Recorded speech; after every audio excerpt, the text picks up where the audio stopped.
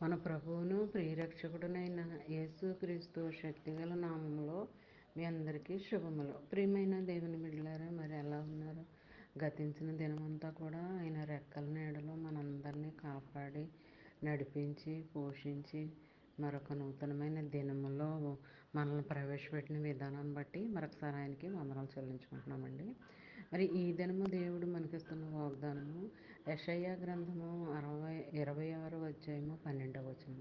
యెహోవా, నీవు మాకు సమాధానం స్థిరపరచదువు, నిజముగా నీవు మా పక్షము నుండి మా పనులన్నింటినీ సఫలపరచదువు. ప్రియమైన దేవుని బిడ్డలారా, మరి ఇందులో దేవుడు ఏం చెప్తున్నాడంటే మనకి సమాధానాన్ని సిద్ధపరుస్తాడంటండి.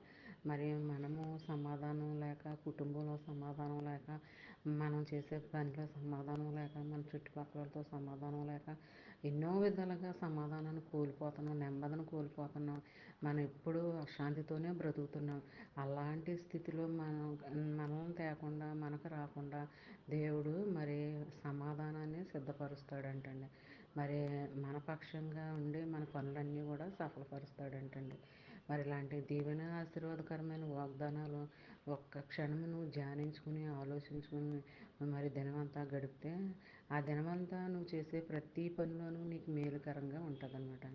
మరి నీకు ఆశీర్వాదకరంగా ఉంటుంది. నీకే కదండి, చదివిన ఈ వాగ్దానం ఎవరైతే చదువుతున్న వాళ్ళందరికీ కూడా మరి దీవెనకరమైన ఆశీర్వాదాలు మేళ్ళు దేవుడు సమృద్ధిగా అనుగ్రహిస్తానని మాటిస్తున్నాడు అనమాట అండి.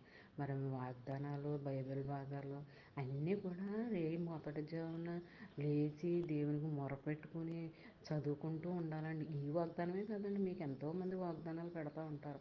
మరి ఆ వాగ్దానాలన్నీ కూడా చదువుకుని ధ్యానించుకుంటూ ఉండాలండి.